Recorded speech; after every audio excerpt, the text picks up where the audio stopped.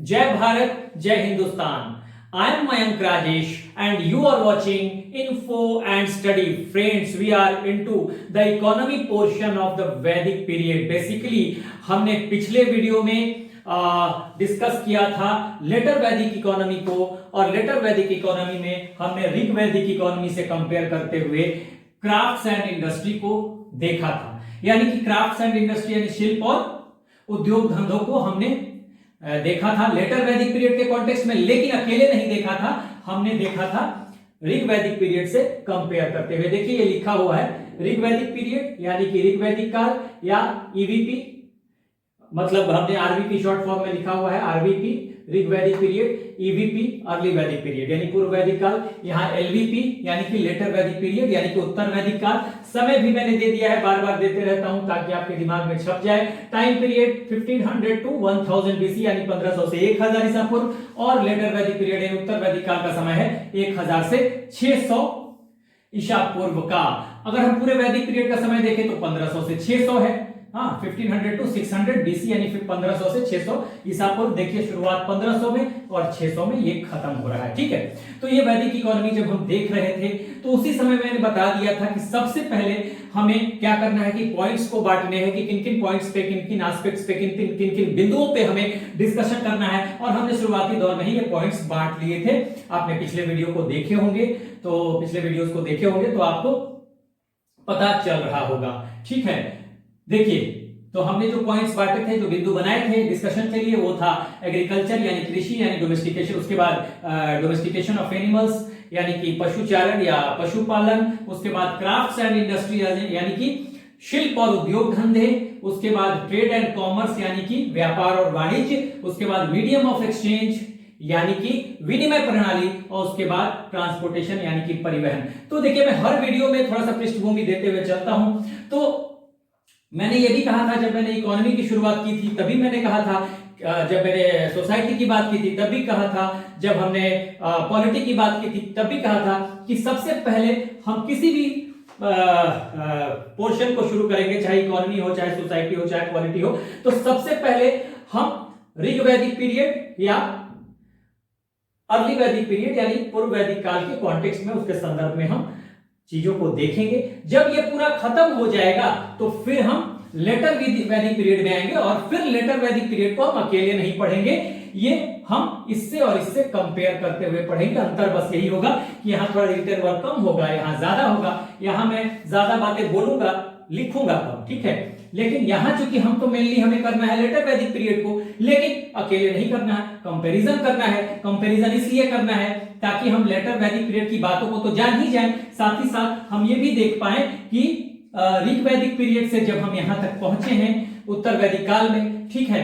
तो क्या क्या निरंतरता रही, और क्या क्या परिवर्तन होते चले गए, तो ये भी आपको नोटिस करना है। बिकॉज हिस्ट्री जब भी आप पढ़ते हैं, मैंने बार बार कहा है, you have to notice the changes, तभी आप इतिहास को समझ सकते हैं। और इन एस्पेक्ट्स को जब हमने शुरू किया था तो इन एस्पेक्ट्स में हमने इकोनॉमी पोर्शन में ऋग वैदिक कॉन्टेक्स्ट में यानी पूर्व वैदिक काल के संदर्भ में सब कुछ देख लिया था, सारे बिंदुओं को देख लिया था।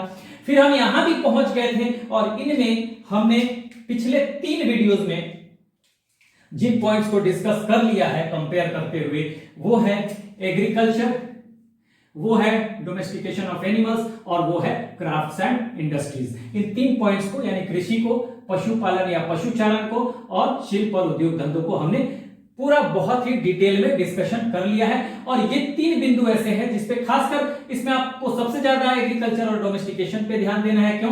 क्योंकि अर्ली वैदिक पीरियड में ये मेन ऑक्यूपेशन था, और लेटर वैदिक पीरियड में एग्रीकल्चर मेन ऑक्यूपेशन था, ये मैं बता चुका हूं, ठीक है। मुख्य पेशा डोमेस्टिकेशन ऑफ एनिमल्स ये था पूर्व वैदिक काल में, क्योंकि कबीलाई समाज था। लेकिन एग्रीकल्चर जो होगा, कृषि जो होगा, वो लेटर वैदिक पीरियड में आकर मुख्य पेशा हो जाएगा, प्राइमरी ऑक्यूपेशन हो जाएगा, क्योंकि यहाँ कबीलाई ढांचा टूटने लगेगा। और यहाँ पर जो ट्राइबल चीफ है या राजा है या राजन है, जिसको गोपति कहा जाता है, यानी उसको गायों का स्वामी कहा जाता है, पशुधन का स्वामी कहा जाता है, यानी कि उसका काम क्या है, उसका जिम्मेदारी जो है राजा का, उसका काम है यहाँ पर लोगों की रक्षा करना जो उसके कबीले में है, और पशुधन की रक्षा करना। कबीलों को भी मैंने बता दिया था, कई बार बताया है कि कबीला जो थे, हाँ, ऋग्वैदिक समाज जो था, देखिए हर बार मैं बताते चलता हूं ताकि आपकी पृष्ठभूमि बनी रहे, बैकग्राउंड बना रहे। अभी हम इस पे आएंगे। आज जो हम डिस्कस करेंगे इन 3 बिंदुओं पर, देखिए 3 तो हमने कर लिए हैं। आज जो हमारा फोकस होगा ट्रेड एंड कॉमर्स पे, ठीक है। आज की वीडियो इसी पे होगी और आज इकोनॉमी पोर्शन खत्म हो जाएगा। ट्रेड एंड कॉमर्स पे यानी व्यापार वाणिज्य पे, मीडियम ऑफ एक्सचेंज पे यानी कि विनिमय प्रणाली पे, और ट्रांसपोर्टेशन पे, परिवहन पे, ठीक है। लेकिन फिर भी आपको एग्रीकल्चर डोमेस्टिकेशन पे अपना पूरा 100% लगाना है, इस पर तो लगाना ही है। लेकिन इस पर थोड़ा कम भी देखेंगे तो चलेगा, लेकिन एग्रीकल्चर और डोमेस्टिकेशन ऑफ एनिमल्स, क्योंकि पहले ऋग्वैदिक पीरियड में ये मुख्य पेशा है और लेटर वैदिक पीरियड में ये मुख्य पेशा है, इसलिए इस पे बहुत ज्यादा ध्यान देना है आपको। तो अब मैंने ये बताया था पिछले बार भी कि देखिए हमारे पास कबीला है, कबीलाई समाज है। देखिए अभी हम इस पर आएंगे, फिर मैं थोड़ा पृष्ठभूमि दे रहा हूं। क्राफ्ट्स इंडस्ट्री हम कर चुके हैं, ट्रेड एंड कॉमर्स को हमें करना है, मीडियम ऑफ एक्सचेंज और ट्रांसपोर्टेशन को भी करना है। मैंने बताया था कि ऋग्वैदिक समाज जो है कई कबीलों में बटा हुआ है, अनु, द्रुहु, हाँ, कुरु, भरत, ठीक है, तुर्वस, पक्त, भलानिस, विषाणी। देखिए कुछ आर्य भी हैं, कुछ अनार्य भी हैं। देखिए कबीलाई ग्रुप है, मैंने बताया था कि आर्य जब भारत में आए तो कबीलों के रूप में आए हैं। कबीले ये जनजातीय थे, लोग थे, ये कई ग्रुप में आए हैं, कई फेजेज में आए हैं, और एक ग्रुप, एक को हम कहेंगे कबीला, हाँ, ट्राइबल ग्रुप कहेंगे, लोगों के समूह को कहेंगे ट्राइबल ग्रुप, ठीक है। तो कबीलाई ढांचा था। और इसी यहाँ पे जो आर्य हैं, आर्य जो है आपको अनु, द्रुहु, हाँ, पुरु, पुरु पुरु पुरु तो बाद में हो जाएंगे ना, पुरु, ठीक है, पुरु, आपको भरत, तुर्वस, ये सब जो है आर्य है। इसी तरह से पक्त, भलानिस, विषाणी, ये जो है ये है अनार्य यानी नॉन आर्यन है। तो कबीलों के अलग अलग ये रूप हैं, और कबीलों में आर्यन कबीले भी हैं, नॉन आर्यन कबीले भी हैं, यानी आर्य कबीले भी हैं, अनार्य कबीले भी हैं, ठीक है। और इन्हीं कबीलों को कहा जाता था जन, ठीक है। और जन का मुखिया कहा जाता था क्या? जन का मुखिया कहा जाता था, यहां पर ऋग्वैदिक पीरियड में कहा जाता था जनस्य गोपा, हाँ, क्योंकि जन का मुखिया है, या विषामपति। कई विषयों को बनाकर मैंने बताया था, सबसे छोटा जो यूनिट होगा समाज का या राजनीति का, वो परिवार या कुल या फैमिली जो भी कहें, उसके ऊपर ग्राम, ठीक है, उसके ऊपर विष, और उसके ऊपर जन, यानी कई कुलों को, कई परिवार को मिलाकर बनेगा ग्राम। फिर कई ग्राम मिलेंगे और बन जाएगा विष, कई विष मिल जाएंगे और बन जाएगा जन। तो एक जो जन है, एक जो कबीला है जो मैंने बताया था, ये एक कबीला, ठीक है, जो अनु, द्रुहु, तुर्वस, पक्त, भलानिस, ऐसे जो मैंने बताया, 1 जन, 2 जन, 3 जन, 4 जन, सब अलग अलग, इनको एक कबीले को जन कहा जाएगा। और जन का जो मुखिया होगा, हाँ, उसको जनस्य गोपा कहा जाएगा, या विषामपति कहा जाएगा, या राजन कहा जाएगा, या फिर ट्राइबल चीफ कहा जाएगा, यानी कबीला का मुखिया कहा जाएगा, एक्चुअल राजा नहीं है। देखिए मैं सारी चीज बातें नहीं लिख सकता, इसको मैं डिस्कस कर चुका हूं, बस बताते हुए निकलता हूं, ठीक है। तो यहां पर जो है, जो राजा है या ट्राइबल चीफ है, उसका काम कबीले में जितने भी लोग हैं उनको प्रोटेक्शन देना, हाँ, he had to give protection to the people under a particular tribal group, यानी जन, कबीले को कहते थे जन, और जन का मुखिया जो होता था उसको जनस्य गोपा कहा जाएगा। एक कबीले को जन कहा जाता था, जैसे तुर्वस एक कबीला है, उसको जन कहा जाएगा, जन का मुखिया होगा जनस्य गोपा, या उसी का दूसरा नाम विषामपति दे दिया गया, क्योंकि कई विषयों को मिलाकर जन बनता था, कई परिवार को मिलाकर ग्राम बनेगा, कई ग्राम को मिलाकर विष बनेगा, और कई विषयों को मिलाकर, ठीक है, क्या बनेगा? जन बनेगा। जैसे मैंने बता दिया था, देखिए ये हो गया ग्राम, फैमिली या कुल सबसे छोटी इकाई, उसके बाद हो गया ग्राम, उसके बाद हो गया विष, और सबसे ऊपर हो गया जन, ठीक है, सबसे ऊपर जन हो गया। तो यानी कि कई देखिए ये फैमिली हो गया, ठीक है, फैमिली, उसके बाद ये ग्राम हो गया, उसके बाद ये क्या हो गया? ये हो गया आपको विष, और ये हो गया जन, यानी कई परिवार को मिलाकर ग्राम बना, कई ग्राम को मिलाकर विष बना, कई विष को मिलाकर जन बना। तो इसलिए ये जनस्य गोपा जो है, सबका जो हेड है, ये पूरा जन हो गया, एक जन हो गया पूरा, ठीक है।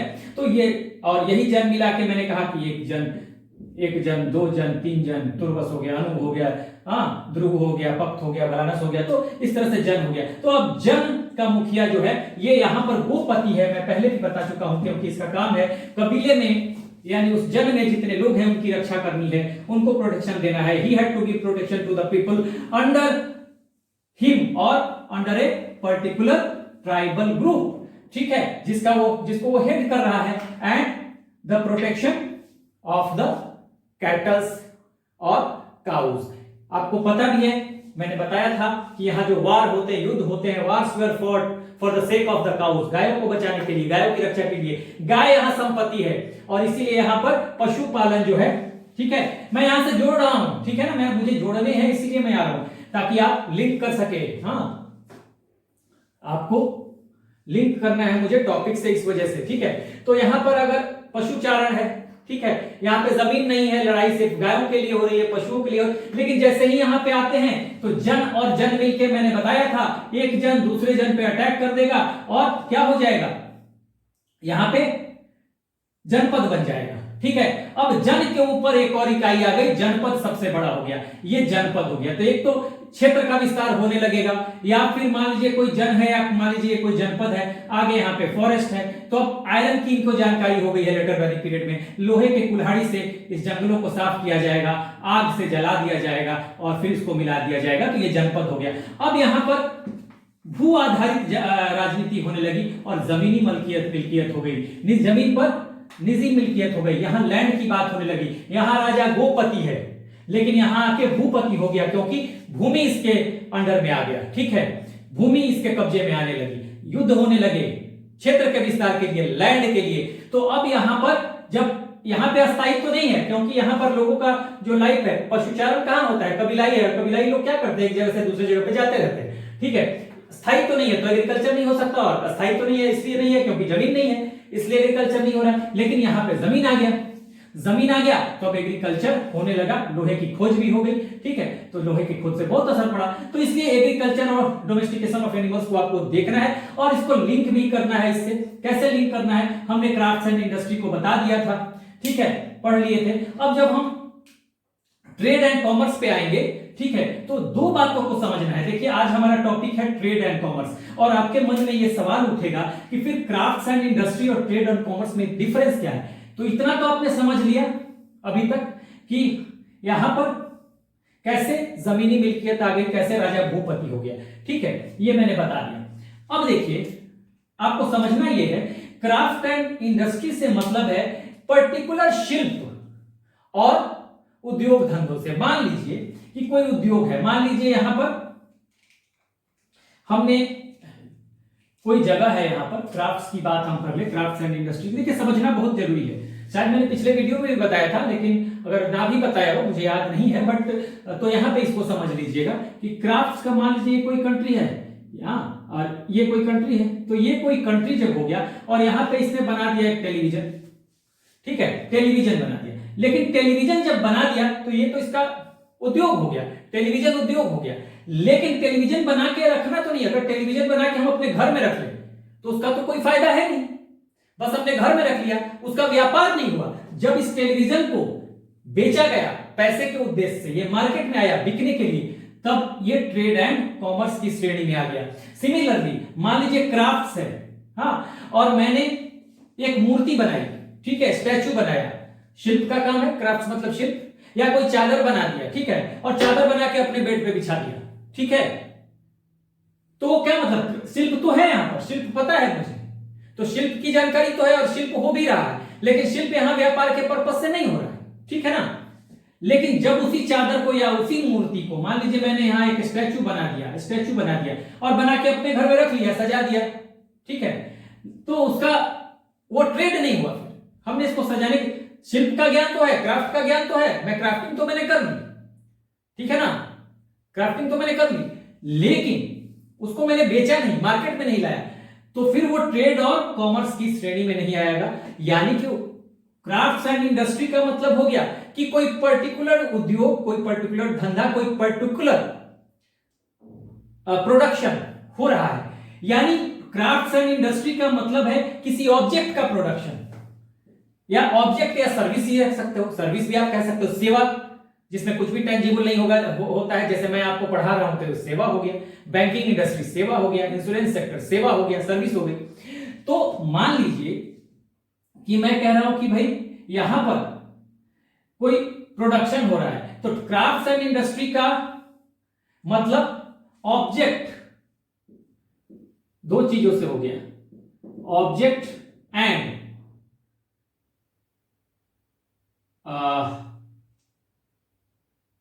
सर्विस, इन दो चीजों से हो गया, ठीक है ना, सर्विस हो गया, ठीक है। अब घर में मैंने क्या किया कि आपको चाय सर्व कर दी, वो भी सर्विस है। घर में आप मेरे आए गेस्ट बन के और मैंने चाय सर्व किया, वो भी, लेकिन मैंने उसके लिए आपसे पैसे नहीं लिए, तो वो ट्रेड और बिजनेस के ट्रेड और कॉमर्स के कैटेगरी में नहीं आएगा। समझ रहे हैं बात को? देखिए समझिएगा, ये दोनों का डिफरेंस करना बहुत जरूरी है, हाँ, तभी आप समझ पाएंगे। देखिए ऑब्जेक्ट, ऑब्जेक्ट का मतलब कोई वस्तु हो गया, मैंने कहा टेलीविजन हो गया, कोई स्टैचू हो गया, कोई और चीज हो गया, तो वो बना दिया गया और मैंने बना के घर में रख लिया, बेचा नहीं उसको, तो ट्रेड एंड कॉमर्स हो ही नहीं सकता, वो व्यापार और वाणिज्य के कैटेगरी में नहीं आ सकता। या कोई सर्विस दिया, मैं आप मेरे घर में आए, हाँ, मैंने आपको चाय पिला दिया, आप घर में आए, बोले सर इतिहास पढ़ना है, तो मैंने कोई चैप्टर उठाया पढ़ा दिया, मैंने आपसे उसके बदले कुछ नहीं दिया, तो ये सर्विस तो हो गया। हाँ, इंटेंजिबल ऑब्जेक्ट है, ऑब्जेक्ट ये भी है लेकिन इंटेंजिबल है। सर्विस क्या होता है? इंटेंजिबल होता है, जिसको हम टच नहीं कर सकते, देख नहीं सकते, ठीक है। तो अब क्या हो गया कि वहां पे कोई मनी का लेन देन नहीं हुआ, क्रय विक्रय नहीं हुआ। तो जब क्रय विक्रय नहीं होगा यानी सेल परचेज नहीं होगा, ठीक है ना, तो ट्रेड एंड कॉमर्स की श्रेणी में नहीं आएगा। ये जो ऑब्जेक्ट है, मैंने कहा कि मूर्ति बनाया, घर में सजा लिया, तो क्राफ्ट तो है, हाँ, टेलीविजन बनाया, घर में लगा दिया, कोई टेलीविजन हमने कोई डिफरेंट चीजें लाई, कंपोनेंट्स लाए, उसको थोड़ा थोड़ा घर में लगा दिया, तो वो एक तरह से प्रोडक्ट तो मैंने बना दिया लेकिन हमने बेचा नहीं, तो फिर वो ट्रेड एंड कॉमर्स की श्रेणी में नहीं आ रहा है, ठीक है। ट्रेड एंड कॉमर्स की श्रेणी में कब जाएगा? जब मार्केट में उतार देंगे और पैसों का लेन देन होगा उसके साथ, ठीक है ना, तो वो ट्रेड एंड कॉमर्स के श्रेणी में आ जाएगा। तो इस तरह से हम देखते हैं कि यहां पर जो है ऑब्जेक्ट से मतलब है सिर्फ ऑब्जेक्ट, या पर्टिकुलर ऑब्जेक्ट हो गया, सर्विस हो गया, या कोई पर्टिकुलर सर्विस भी इंडस्ट्री में ही आ गई, सर्विस इंडस्ट्री होती है, ठीक है। ऑब्जेक्ट कोई टेलीविजन हो गया तो ऑब्जेक्ट हो गया, वो एक इंडस्ट्री हो गई। हमने मोबाइल बना दिया, उसकी एक इंडस्ट्री हो गई ऑब्जेक्ट की। हाँ, सर्विस है तो इंश्योरेंस सेक्टर है, बैंकिंग हो गया, वहां भी पैसे का लेन देन हो रहा है, तो ये जो है एक इंडस्ट्री हो गई। तो इंडस्ट्री, पर्टिकुलर इंडस्ट्री, पर्टिकुलर उद्योग, मान लीजिए कि मैंने कहा था कि क्राफ्ट्स एंड इंडस्ट्री पढ़ा रहा था, तो वहां पे क्या था?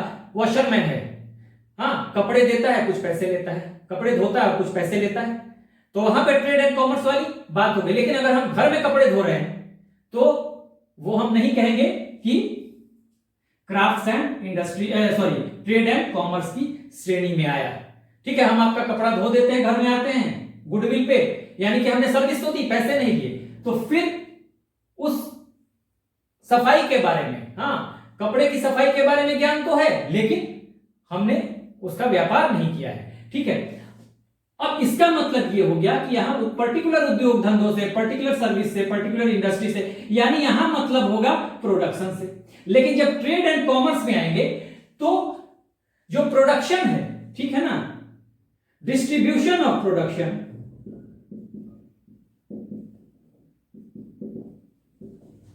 ऑफ प्रोड्यूस्ड गुड्स, ठीक है ना, प्रोड्यूस्ड गुड्स का डिस्ट्रीब्यूशन, हाँ, थ्रू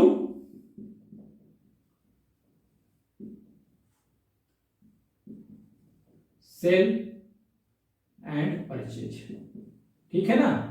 जब वितरण हो जाएगा और उसमें मनी का लेन देन होगा तब वो ट्रेड एंड कॉमर्स की श्रेणी में आएगा।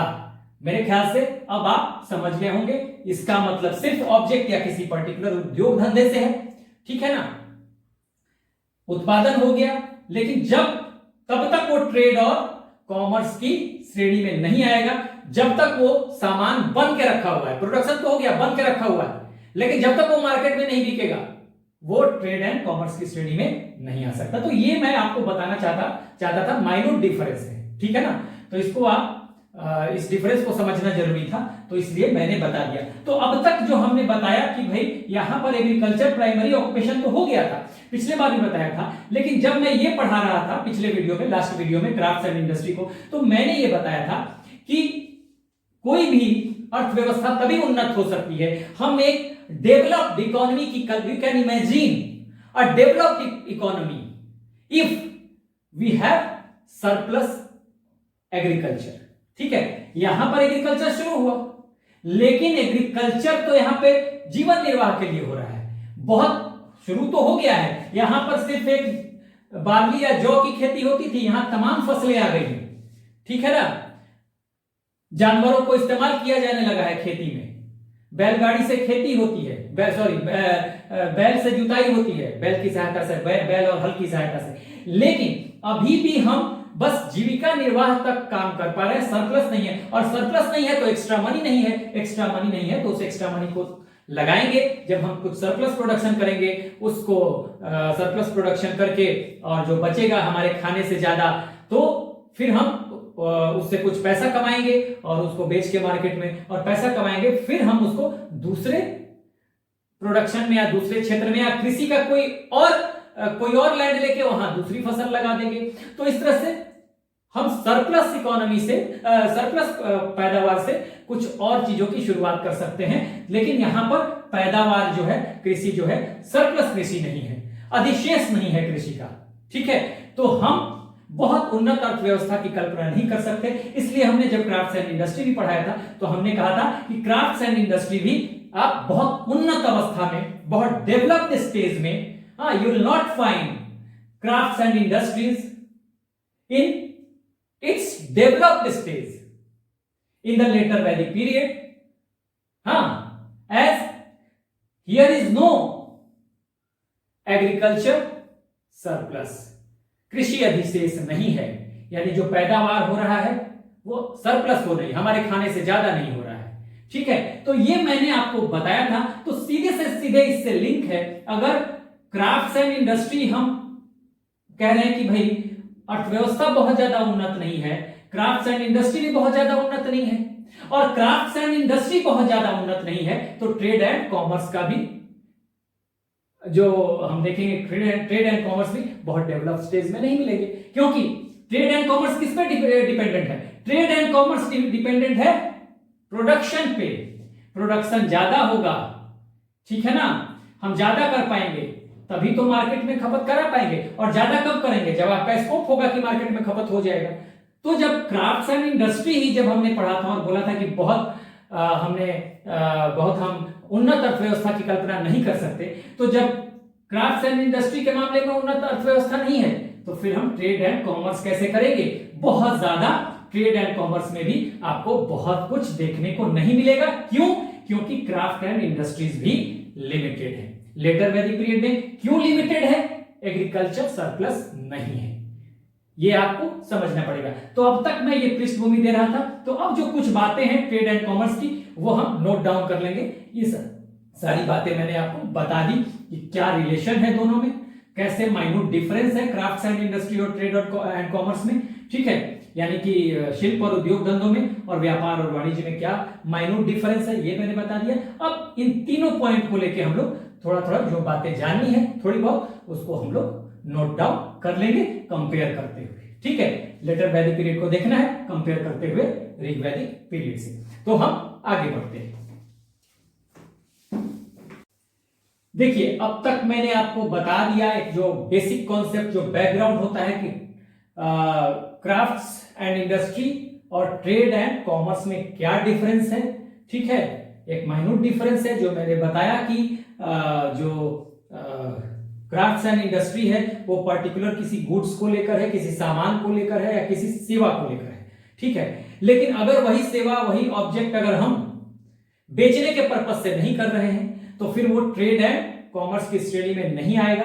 लेकिन अगर कोई भी वस्तु और सेवा, जैसे मैंने बताया कि एक स्टैचू बना दिया और उस स्टैचू को हमने घर में सजा लिया, तो वो ट्रेड एंड कॉमर्स की श्रेणी में नहीं आएगा। लेकिन अगर हमने उसको मार्केट में बेच दिया, कुछ पैसे ले लिए, तो वो व्यापार और कॉमर्स और वाणिज्य की श्रेणी में आ जाएगा। सिमिलरली सेवा के बारे में मैंने बताया उसी में कि अगर सेवा हम दे रहे हैं, घर आते हैं, मैंने आपको कोई चैप्टर पढ़ा दिया इतिहास का, मैंने कुछ लिया नहीं, तो फिर वो व्यापार नहीं हुआ।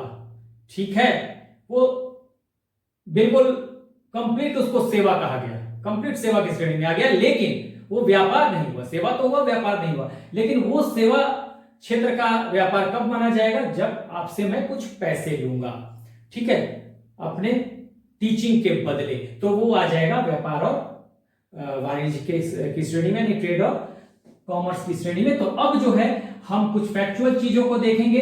ठीक है, पिछले वीडियो में भी जब हमने क्राफ्ट्स एंड इंडस्ट्री को किया था तो बहुत ज्यादा नहीं था कुछ बताने के लिए, क्योंकि वहां पर भी ऐसा नहीं है कि इंपॉर्टेंट चीजें नहीं थी, जो फैक्चुअल इंपॉर्टेंट चीजें थी उसको हमने जान लिया था, क्योंकि जब बहुत ज्यादा उन्नत अवस्था में इकोनॉमी है ही नहीं, तो ना क्राफ्ट्स एंड इंडस्ट्री की बहुत ज्यादा बात होगी, ना ही ट्रेड एंड कॉमर्स की बहुत ज्यादा बात होगी। लेकिन हाँ, जो फैक्चुअल चीजें थी उसको हमने नोट डाउन किया था और यहां भी हम वही काम करने वाले हैं। देखिए यहां पर जब हम थे, हम बात कर रहे हैं ट्रेड एंड कॉमर्स की, अभी हम ट्रेड एंड कॉमर्स की बात करेंगे, ट्रेड एंड कॉमर्स की, ट्रेड एंड कॉमर्स की बात कर रहे हैं, कंपैरिजन कर रहे हैं इसमें और इसमें।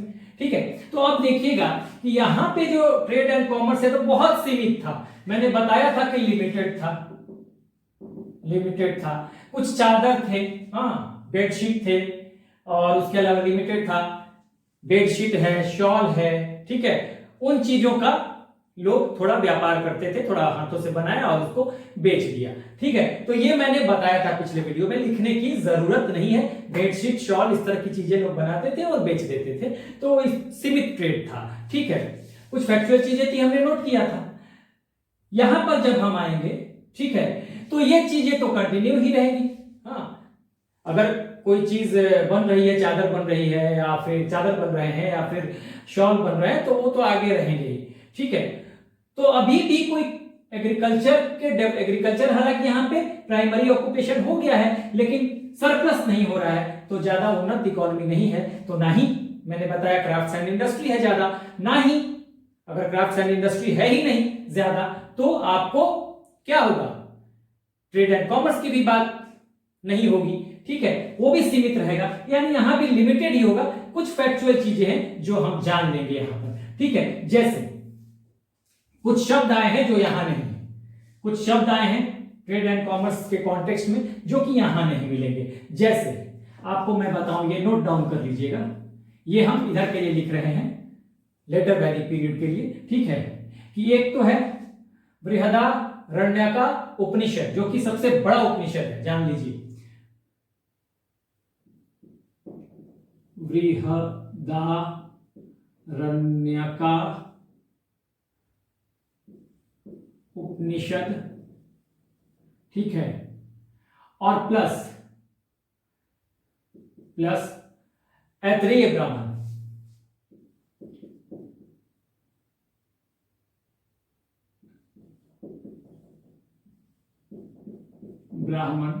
ठीक है, ऐतरेय ब्राह्मण।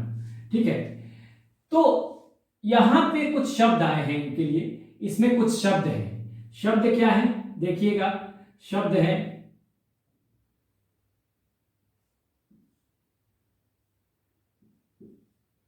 देखिए, मैं हिंदी में लिख रहा हूं क्योंकि यही एग्जैक्ट शब्द है, तो आप लोग श्रेष्ठ या श्रेष्ठ है,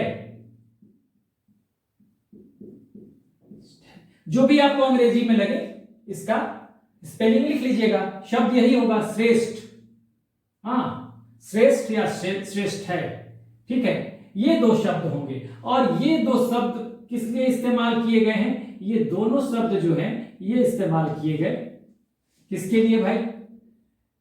ये है ग्रेड ऑफ ट्रेडर्स, ट्रेडर्स की श्रेणी, मैं लिख देता हूं, व्यापारियों की श्रेणी, व्यापारियों की श्रेणी के लिए इस्तेमाल किए गए, यानी कि ग्रेड्स ऑफ ट्रेडर्स, या आप इसको टाइप्स कह लीजिए, किस किस कैटेगरी के व्यापारी हैं, उस समय का कुछ ये होगा जो कि इसके बारे में बहुत जानकारी नहीं मिलती। तो ग्रेड्स ऑफ ट्रेडर्स यानी कि व्यापारियों की श्रेणी है। श्रेष्ठ और श्रेष्ठ जानकारी कहां है? बृहदारण्यका उपनिषद या ऐतरेय ब्राह्मण में। देखिए ये जो उपनिषद है ये लार्जेस्ट उपनिषद है, ठीक है, ध्यान रखिएगा। उसके बाद देखिए कि वाजस्नेयी संहिता, वाजस्नेयी संहिता, वाजस्नेयी संहिता, वाजस्नेयी संहिता में ट्रेड एंड कॉमर्स में इधर की बात कर रहा हूं, ध्यान दीजिएगा। पहली बात ये हो गई, दूसरी बात ये हो गई, ठीक है। वाजस्नेयी संहिता, वाजस्नेयी संहिता में कुछ वर्ड आए हैं, गण गणपति, ठीक है। तो यहां पे वर्ड आए हैं गण, GN लिख दीजिएगा, मैं हिंदी में लिख रहा हूं ताकि आपको लिखने में दिक्कत ना हो। अंग्रेजी वालों के लिए सुविधा होगी कि एग्जैक्ट वर्ड यही है, आप अपने अनुसार स्पेलिंग लिख लीजिएगा, इसका कोई स्पेशल मीनिंग तो है नहीं। गण और आपको आएगा गणपति, गणपति, ठीक है। और ये जो है ये व्यवसायिक संगठन, कॉमर्शियल ऑर्गेनाइजेशन, देखिए व्यापार तो बहुत ज्यादा था नहीं, तो कॉमर्शियल ऑर्गेनाइजेशन भी बहुत छोटे मोटे होंगे, बहुत ही छोटे मोटे, ठीक है ना। कुछ ऐसा नहीं है कि बहुत बड़ा ये कोई, क्योंकि व्यापार मैंने कहा इकोनॉमी ही उन्नत नहीं था। क्यों नहीं था?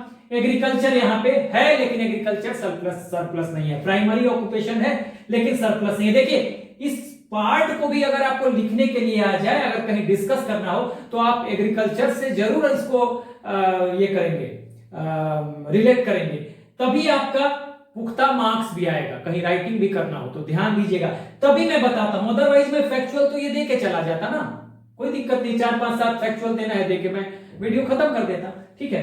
कॉमर्शियल ऑर्गेनाइजेशन यानी कि इसका अंग्रेजी और हिंदी मीनिंग है तो मैं लिख देता हूं, व्यावसायिक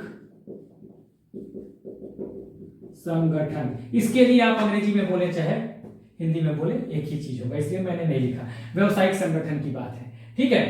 उसके बाद आप देखेंगे कि एक वर्ड और आएगा, ये आप पहले नोट कर लीजिए, उसके बाद में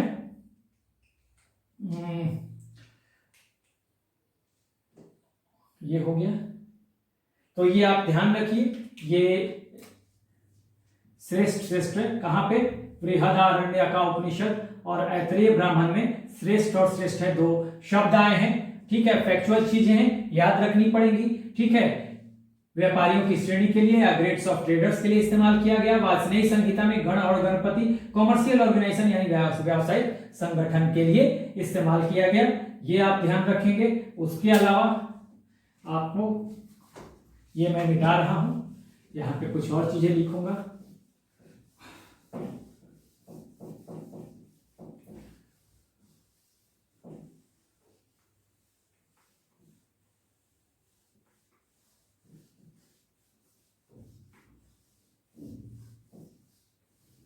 देखिए ये जो है यहां पर कुछ और शब्द लिख लीजिए, जैसे तैत्तिरीय संहिता, ठीक है ना।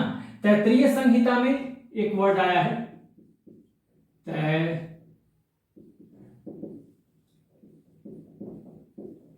संहिता, संहिता लिखते हैं, संहिता पढ़ते हैं, कहीं आप एन से भी लिख देंगे तो गलत नहीं होगा, ठीक है। तैत्तिरीय संहिता, ये सब लेटर वैदिक टेक्स्ट है, बताने की जरूरत नहीं है, ठीक है। तो तैत्तिरीय संहिता में एक वर्ड आया है, एक वर्ड है, कौन सा वर्ड है? ये है आपको कुसीद, हिंदी में लिख रहा हूं कुसीद, ठीक है, कुछ भी लिख लीजिए अंग्रेजी में, कुसीद, कुसीद, ठीक है। कुसीद का मतलब है हाँ लेंट मनी, उधार में दिया गया धन, उधार में दिया गया धन, या आप इसको कहें लेंट मनी, मनी या कोई और उस समय हो सकता है कि मनी ना हो, मतलब यहां सिंबॉलिक है मनी, आप एकदम मत समझ लीजिएगा कि वहां पे कोई रुपया पैसा डिजिटल मनी होगा, ठीक है ना, ये सिंबॉलिक है। लेंट मनी, उधार में दिया गया धन। और एक वर्ड आया है शतपथ ब्राह्मण में, शतपथ ब्राह्मण में, ठीक है, ब्राह्मण नाम है। तो ये शतपथ ब्राह्मण में एक वर्ड है, और ये वर्ड क्या है, ये वर्ड है कुसीदन। देखिए ये कुसीद है और यहां पे कहा जाएगा कुसीदन, ये है कुसीदन, यही स्पेलिंग होगा हिंदी इंग्लिश दोनों में, कुसीदन। ठीक है, ये कहा गया है किसके लिए भाई, ये कौन है, तो ये कहा गया है आपको उधार देने वाला, यानी कि महाजन हो गया, उधार देने वाला महाजन कहे उसको, या मनी लेंडर कहे, ठीक है ना, महाजन,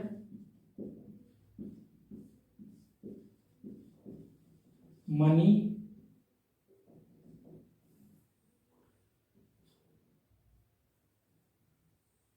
महाजन है, यानी महाजन का मतलब मनी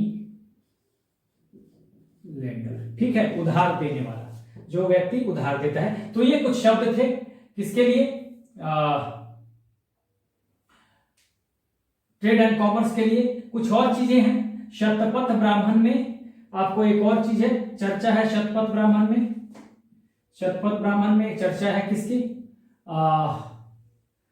शतपथ ब्राह्मण में चर्चा है एक ईस्टर्न एंड वेस्टर्न सी की, पूर्वी और पश्चिमी समुद्र की चर्चा है, ठीक है। तो यहां पे रेफरेंस है, ठीक है, मैं आगे लिख देता हूं, ठीक है, शतपथ ब्राह्मण में ही यहां पे लिखता हूं, इसको मिटाकर देखिए कुशीदन, आप ध्यान रखिएगा, मैं आगे कर देता हूं इसको।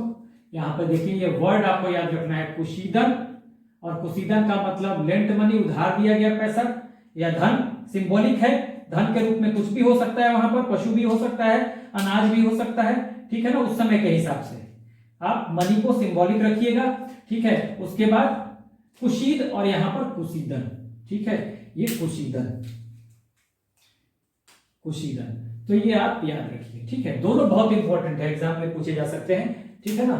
कि कुशीद कहां पे, कुशीद किसको कहा जाता था, तो किसे कहा जाता था, तो लेंट मनी, हाँ, वाज कुशीद, यानी कि उधार में दिया गया धन था, और इसकी जानकारी कहां पे है, तो तैत्तिरीय संहिता में है, ठीक है, और तैत्तिरीय संहिता में है। उसके बाद कुशीदन क्या था भाई, तो एक महाजन को कुशीदन कहा जाता था, यानी मनी लेंडर को कहा जाता था, जो व्यक्ति उधार देता था, हाँ, उसको कहा जाता था, और इसकी जानकारी कहां पे है, शतपथ ब्राह्मण में। तो दो चार बातें हो गई, दो बातें और हैं वो आप लिख लीजिए, तो ट्रेड एंड कॉमर्स की बात खत्म हो जाएगी। उसके बाद दो छोटे छोटे टॉपिक हैं, इसी में पॉइंट्स हैं,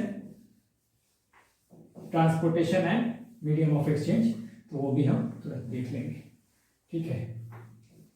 अब देखिए यहां पे एक और चीज देखिए आप, शतपथ ब्राह्मण में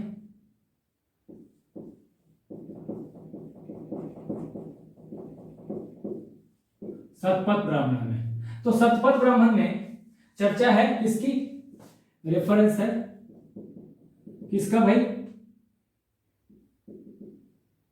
ईस्टर्न एंड वेस्टर्न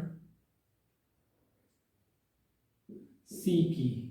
तो देखिए ये चर्चा है यहां पे शतपथ ब्राह्मण में, पूर्वी और पश्चिमी समुद्र की चर्चा है, ठीक है, इसको लिख लीजिए हिंदी में भी, पूर्वी और पश्चिमी समुद्र, ठीक है, तो इसको आप लिख सकते हैं। तो ये बस एक चर्चा है, और अब कह नहीं सकते कि इसकी चर्चा क्यों की गई है, क्योंकि यहाँ पे ट्रेड एंड कॉमर्स वाले सेक्शन में आपको मिलेगा किताबों में, इस वजह से इसकी जानकारी दी जा रही है, ठीक है। हो सकता है कि समुद्र का इस्तेमाल किया गया हो, हाँ, छोटे मोटे व्यापार के लिए, जो भी है, तो इसकी चर्चा इस सेक्शन में है, इसलिए ये जानना आपके लिए जरूरी है, ठीक है। इन सब चीजों के बारे में, क्योंकि इतिहास के बारे में आप वही बिल्कुल क्लियरली बता सकते हैं जिसके बारे में पुख्ता जानकारी हो, जिसके बारे में किताबों में भी संशय हो, तो बस उन चीजों को बस हम जान लेते हैं कि चर्चा है, बस सब कहां पे चर्चा है, तो शतपथ ब्राह्मण में चर्चा है, ये आपको बस ध्यान रखना है। उसके अलावा एक चर्चा है वाजस्नेयी संहिता, वाजस्नेयी संहिता, यहां पे क्या चर्चा है, यहां पे 100 दंडों वाले पतवार की चर्चा है। यानी कि 100 डंडे का मतलब इसको कैसे लिखेंगे, OAR, और लिखते हैं नाव चलाने के लिए जो चप्पू होती है, और विद 100 स्टेप्स। स्टेप्स मतलब डंडा होता है, रॉड समझिए, जैसे लोहे का रॉड होगा, जैसे लाठी डंडा जो भी कह ले, ठीक है। तो एक तरह से और चप्पू, इसके बारे में बहुत ज्यादा कुछ क्लियर नहीं है, बस एक चर्चा है कहां पे, वाजपेयी संहिता में। तो इन दोनों चीजों को आप याद रखिए। हो सकता है नाव का इस्तेमाल किया जाता हो, समुद्र का ज्ञान हो, नाव का इस्तेमाल किया जाता हो। हाँ, पर प्रलय की भी चर्चा हुई है, समुद्र की चर्चा हुई है लेटर वैदिक पीरियड में, तो हो सकता है कि थोड़ा बहुत इससे लोग नाव से भी कुछ व्यापार कर लेते हो आसपास के क्षेत्र में, ठीक है। तो ये लेकिन श्योर नहीं है, लेकिन चूंकि ट्रेड एंड कॉमर्स वाले पार्ट में ये आपको किताबों में मिलेगा, बस यही मिलेगा, इतनी ही जानकारी मिलेगी, तो इसलिए इसको जानना जरूरी था। तो आपको बस इतना ही जानना जरूरी है कि ईस्टर्न और वेस्टर्न समुद्र की चर्चा कहाँ मिलती है भाई, तो ये चर्चा मिलती है शतपथ ब्राह्मण में, ठीक है, शतपथ ब्राह्मण में, ये आपको ध्यान रखना है। और 100 डंडों वाले पतवार यानी और विद 100 स्टेप्स, ये लैंग्वेज दूसरा भी हो सकता है, अंग्रेजी में या हिंदी में, ठीक है। तो बस 100 डंडे वाले पतवार की चर्चा होगी तो आप कहेंगे कि वाजपेयी संहिता में इसका रेफरेंस, उल्लेख या चर्चा इसकी मिलती है, ठीक है। तो ये आपको हमारा ट्रेड एंड कॉमर्स वाला पोर्शन जो है हमने खत्म कर लिया। कंपेयर करते हुए कुछ था नहीं, मैंने निरंतरता क्या है भाई, तो निरंतरता वही हो जाएगी कि बेडशीट और वो सब जो बनते होंगे यहाँ भी कंटिन्यू रहेंगे, वो निरंतरता हो जाएगी। और कुछ जो शब्द जो मिलेंगे यहाँ पर, वो लेटर वैदिक टेक्स्ट में चूंकि शब्द मिल रहे हैं, वो शब्द ऋग वैदिक टेक्स्ट में नहीं मिल रहे हैं, तो ये यहाँ पर एक परिवर्तन आपको दिखेगा कि कुछ शब्द श्रेष्ठी जैसे शब्द, श्रेष्ठ है जैसे शब्द, कुसीदन, कुसीद, ये सब शब्द जो आएंगे, ये सब वर्ड जो आएंगे, they will come in the later Vedic period, ठीक है। तो ये डिफरेंस यू कैन, ये this difference you can see, ठीक है। तो अब हम बढ़ते हैं अगले पॉइंट की तरफ, कुछ ज्यादा नहीं है उसमें भी, ठीक है, उसको हम देख लेते हैं तुरंत।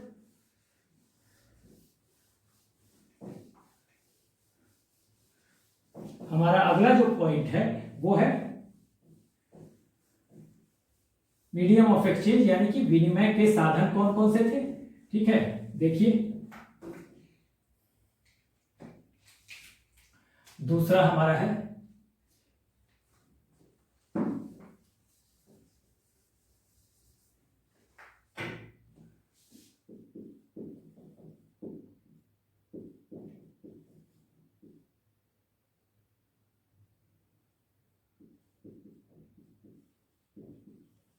Medium of exchange.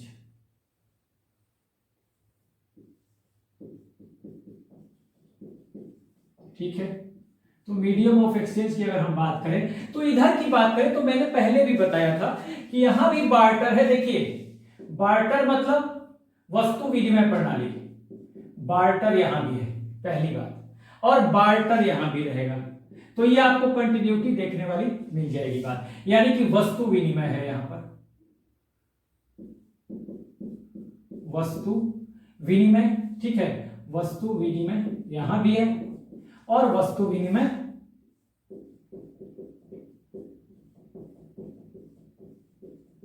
यहां भी है। बार्टर तो दोनों जगह पे है, ठीक है ना।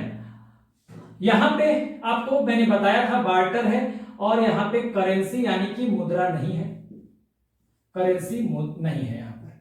तो विनिमय जो होता है, हाँ पहले लिख लीजिए यहां पे करेंसी नहीं है,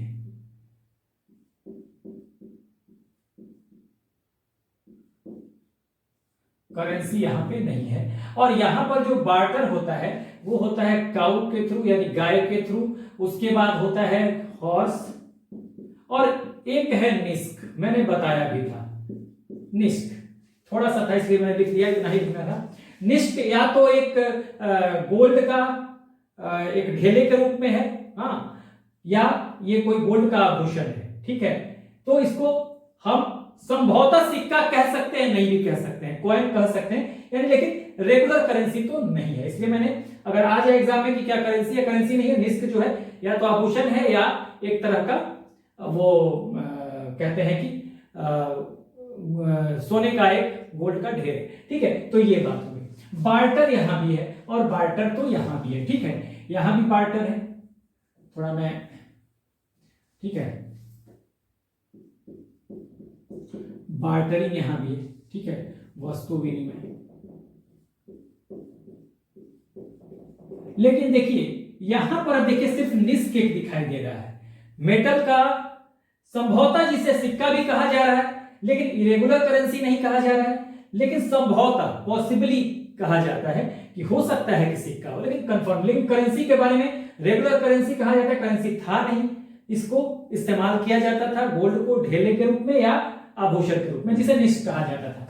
अब देखिए बार्टर तो यहां भी है, यहां पे कुछ सिक्के आ जाएंगे। बाकी बार्टर में आपको जानवर भी इस्तेमाल होते होंगे और अनाज अनाज भी हो सकता है कि इस्तेमाल होता हो, कह नहीं सकते। लेकिन कुछ यहां पे करेंसी जो है अगर कहें तो कुछ कॉइन्स की बात हुई है, बार्टर के लिए कॉइन्स की बात हुई है, ठीक है। बार्टर तो है और कुछ कॉइन्स है, एक तो बार्टर हो गया, दूसरा कुछ कॉइन्स की बात कही गई है। लेकिन कॉइन्स यहां भी कहा जा रहा है कि संभवतः इसको कहा जाता था कि ये सिक्के हैं, हम 100% नहीं कह सकते, ठीक है।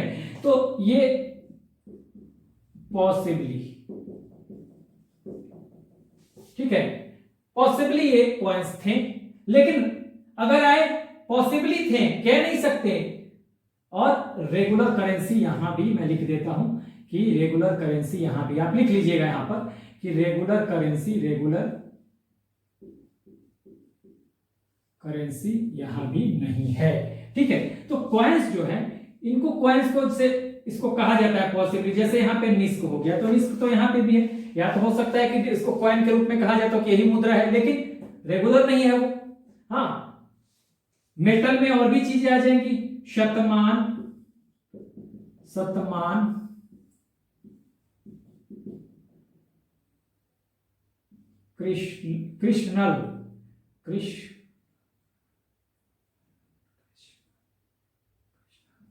कृष्णल, ठीक है। उसके बाद एक और था पाद, ठीक है, निस्क,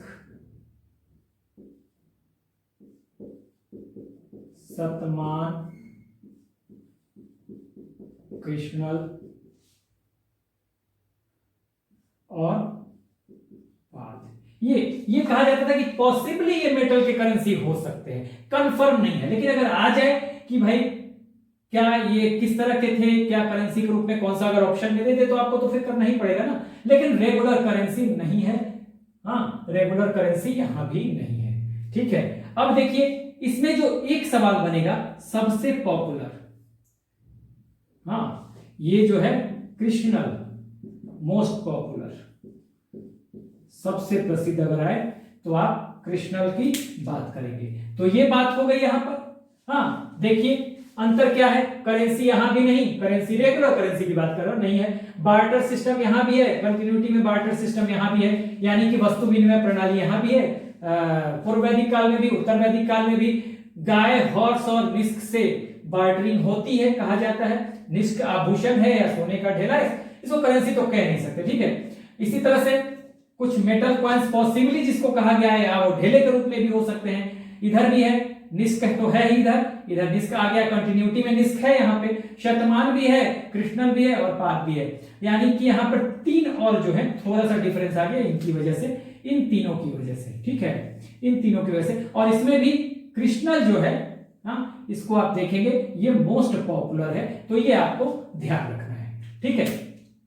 तो ये बातें होंगी, फैक्चुअल चीजें हैं, इनको बहुत ज्यादा आपको एक बार बस देखना है। हाँ, इसमें से सवाल बन सकते हैं, तो देखना है कि सबसे पॉपुलर कौन सा था। अब आ गया, इसको मिटाकर हम जल्दी से कर लेते हैं, कुछ ज्यादा नहीं करना है हमें, कुछ नहीं करना है। अब तो हमारा वीडियो खत्म ही है, तो बस यहीं पे मैं लिख देता हूं जल्दी से।